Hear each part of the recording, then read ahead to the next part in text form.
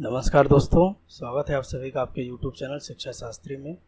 दोस्तों, आज हम लोग बात करेंगे बौद्धकालीन शिक्षा व्यवस्था की क्या क्या विशेषताएं रही हैं, बौद्धकालीन शिक्षा की क्या संस्थाएं रही हैं, इसके बारे में। दोस्तों, शुरू करते हैं आज के वीडियो में। बौद्धकालीन शिक्षा की शुरुआत 500 ईसा पूर्व से लेकर के इसका प्रभाव हम 1200 ईस्वी तक देख सकते हैं। बौद्धकालीन शिक्षा का अर्थ जो है कि शिक्षा को आध्यात्मिक उपलब्धियों का साधन माना जाता था। इसमें महात्मा बुद्ध ने इस संसार के समस्त दुखों का मूल विद्या ज्ञान को माना है। अतः शिक्षा द्वारा शिक्षा ज्ञान प्राप्त होने पर ही मनुष्य को दुखों से छुटकारा मिलता है और उसे निर्वाण की प्राप्ति होती है। इस प्रकार बौद्ध काल में शिक्षा को निर्वाण प्राप्ति का साधन माना जाता था। बौद्धकालीन शिक्षा में जो कुछ प्रमुख बातें आती हैं, जिनमें हम देखते हैं कि 4 आर्य सत्यों की बात की जाती है। 4 आर्य सत्य अर्थात जिसमें कहा गया कि दुख है, दुख का कारण है, दुख का निदान है, दुखों से मुक्ति संभव है और निर्वाण की बात करता है। इसके बाद इसकी एक विशेषता शरण त्रयी की है। शरण त्रयी पवज्जा संस्कार के समय कहा जाने वाला एक मंत्र था, जिसमें बुद्धम शरणं गच्छामि, धम्मम शरणं गच्छामि और संघम शरणं गच्छामि कहा जाता था। इसके बाद गौतम बुद्ध ने निर्वाण प्राप्ति के लिए या दुखों से मुक्ति के लिए 12 निदान 12 मार्ग बताए थे। उस मार्गों की बात पर आधारित है बौद्ध दर्शन। इसके बाद दुखों से मुक्ति के लिए आर्य अष्टांगिक मार्गों की बात करते हैं, जिसमें सम्यक समाधि की स्थिति तक पहुंचता है व्यक्ति और निर्माण की अवस्था तक पहुंचता है। इसके बाद प्रतीत्य समुत्पाद का सिद्धांत देते हैं गौतम बुद्ध, जिसमें कहते हैं कि कार्य और कारण, कार्य अपने आप ही कारण में समाहित होता है। अब हम लोग बौद्धकालीन शिक्षा के उद्देश्यों की बात करते हैं। बौद्धकालीन शिक्षा के आदर्शों और उद्देश्यों की बात करें तो इसमें सबसे पहला है धार्मिक भावना का विकास करना, चरित्र का निर्माण करना, व्यक्तित्व और सामाजिकता का समन्वित विकास करना, भारतीय संस्कृति का संरक्षण करना और कुशलता में वृद्धि करना।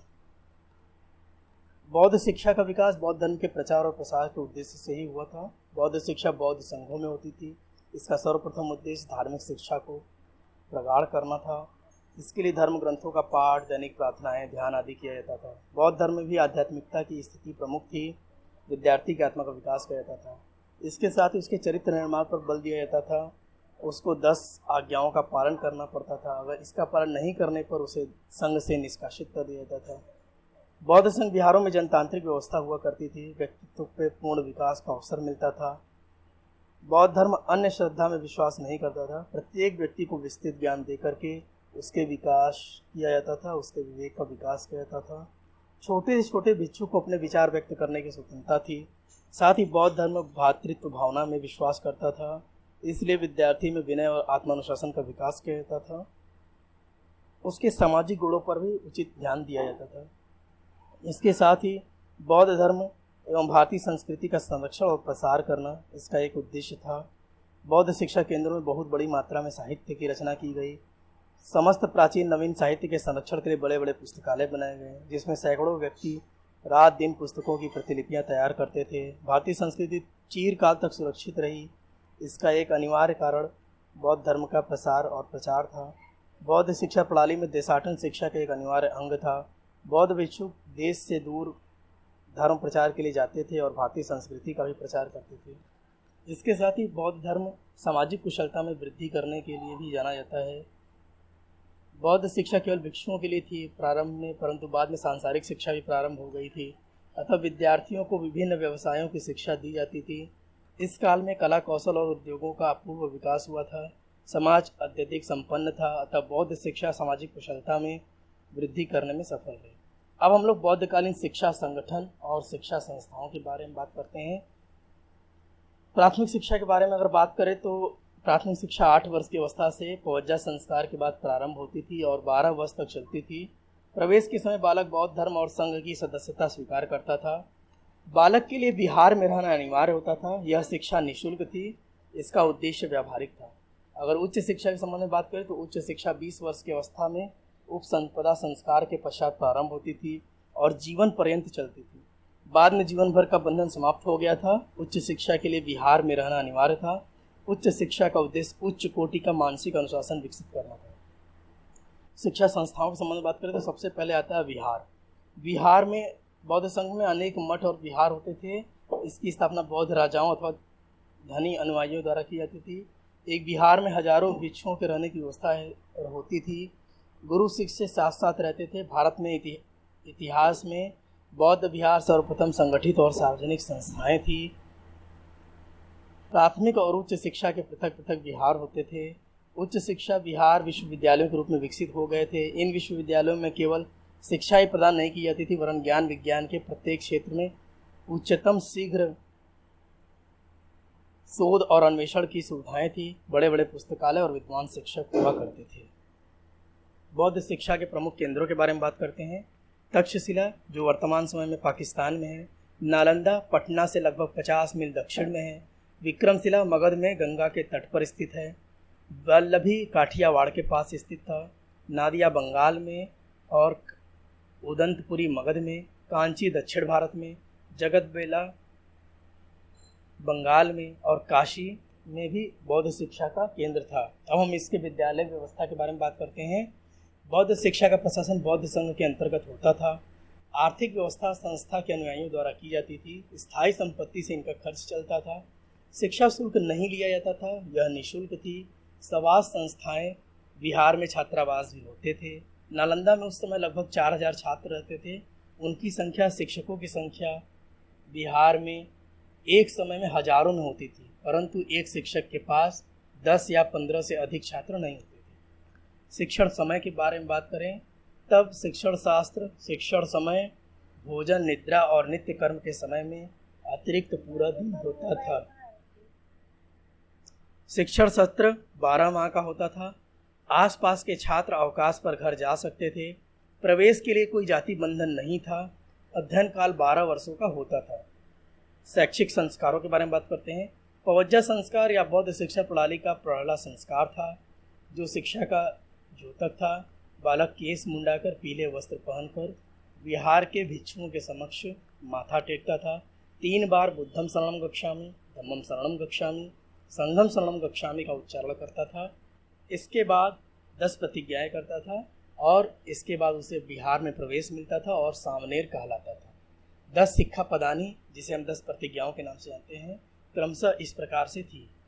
जीव की हत्या न करना, अशुद्ध आचरण न करना, असत्य न बोलना, असमय भोजन न करना, मादक पदार्थों का सेवन न करना, प्रसाधन की वस्तुओं का उपयोग नहीं करना, नित्य तमाशों इत्यादि के नज़दीक न जाना, दिए जाने पर ही पराई वस्तु का ग्रहण करना, सोना चांदी इत्यादि बहुमूल्य वस्तुओं का दान स्वीकार न करना। अब हम लोग उपसंपदा संस्कार के बारे में बात करते हैं।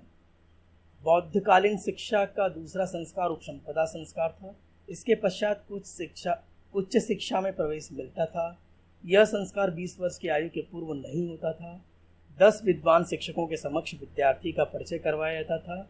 वे कठिन परीक्षा के पश्चात बहुमत से निर्णय करते थे कि नवागत को प्रवेश दिया जाए अथवा नहीं। उपसंपदा के पश्चात श्रमण भिक्षुक बन जाता था और जीवन भर बना रहता था। उसे उपसंपदा के समय 4 व्रत धारण करने पड़ते थे, जिसमें वृक्ष के नीचे सोना, भिक्षा पात्र में लेकर भोजन करना, औषधि के रूप में गोमूत्र का सेवन करना और मांगे हुए वस्त्र को धारण करना। बौद्ध शिक्षा का पाठ्यक्रम की बात करते हैं। बौद्ध शिक्षा में उच्च और शिक्षा और प्राथमिक शिक्षा के लिए अलग अलग पाठ्यक्रम था। प्राथमिक शिक्षा के अंतर्गत सिद्धम नामक 12 नैतिक पाठ लिखना और पढ़ना सिखाया जाता था। तत्पश्चात व्याकरण, शिल्प, चिकित्सा, हेतु विद्या और आध्यात्म विद्या नामक 5 विज्ञान पढ़ाए जाते थे। इस प्रकार प्रारंभिक पाठ्यक्रम व्यवहारिक था। उच्च शिक्षा के पाठ्यक्रम के बारे में बात करते हैं। उच्च शिक्षा का पाठ्यक्रम अत्यंत ही विस्तृत था। आध्यात्मिक और सांसारिक दोनों प्रकार के पाठ्य विषय पढ़ने की व्यवस्था थी। आध्यात्मिक विषयों के अंतर्गत सूत्रतंत्र, विनय, साहित्य और धर्म के अतिरिक्त वैदिक धर्म की शिक्षा भी दी जाती थी, क्योंकि शास्त्रार्थों के लिए इसका पूर्ण ज्ञान आवश्यक था। सांसारिक विषयों के अंतर्गत भिक्षुओं को आत्मनिर्भर बनाने के लिए सामान्य विद्यार्थियों के लिए सांसारिक विषय पढ़ाए जाते थे, जिनमें दर्शन शास्त्र, आध्यात्म शास्त्र, तर्कशास्त्र, नक्षत्रफल, गणना विद्या, भूगोल विद्या, औषधि विज्ञान, न्यायशास्त्र, राजव्यवस्था और प्रशासन के साथ साथ 18 शिल्पों की शिक्षा व्यवस्था थी। अब हम लोग बौद्ध काल की शिक्षण विधियों के बारे में बात करते हैं। तर्क, विश्लेषण, वाद विवाद विधियों का प्रयोग किया जाता था। पाठ याद करने के पश्चात गुरु उसकी व्याख्या तथा स्पष्टीकरण करते थे। इसके साथ ही शास्त्रार्थ और व्याख्यान एक महत्वपूर्ण विधि थी। देशाटन के माध्यम से भी शिक्षा ग्रहण की जाती थी। बौद्ध काल में 5 से 10 छात्रों के लिए एक गुरु की व्यवस्था थी, जो वर्तमान समय में ट्यूटोरियल की तरह ही प्रतीत होता है। अब हम लोग बौद्ध काल में अनुशासन की तरफ चलते हैं। बौद्धकालीन शिक्षा पद्धति में प्रभावात्मक अनुशासन व्यवस्था थी।